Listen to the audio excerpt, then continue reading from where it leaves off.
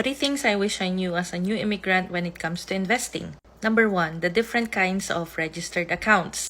Dito sa Canada, meron tayong tax-free savings account, meron tayong RESP para sa mga bata, meron ding RRSP for retirement, and if you're disabled, you get a registered disability plan. As a new immigrant, jetlag ka pa, pag kukuha ka na ng SIN, mag-open ka na ng bank, tapos kukuha ka ng SIM card mo for your phone, this is not something of your concern, to be honest. Siyempre, magsisettle ka muna, hanap ng work, hanap ng accommodation, at mag-adjust ka. But once you have all the things settled, it's very good to familiarize yourselves with those accounts. Marami dito sa TikTok nag-explain, so you can just search them. Number 2 is do not trust your bank or yung mga bank advisor pag nag-open ng account.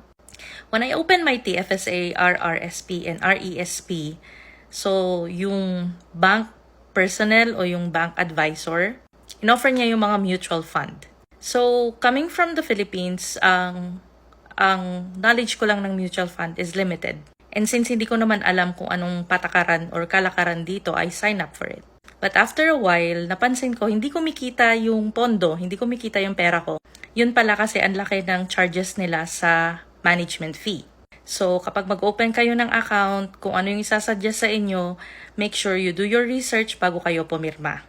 And number 3, ito yung pinakamalaking takeaway sa video na ito, that you can actually open a self-directed account. Ano nga ba yung self-directed account? Ito yung ikaw mismo ang magmamanage ng account mo at ng pondo mo. Yung investment mo, ikaw mamimili kung saan mo ilalagay. You can invest directly in the stock market. You can buy ETFs. And this will entail a very small fee. Yun lang.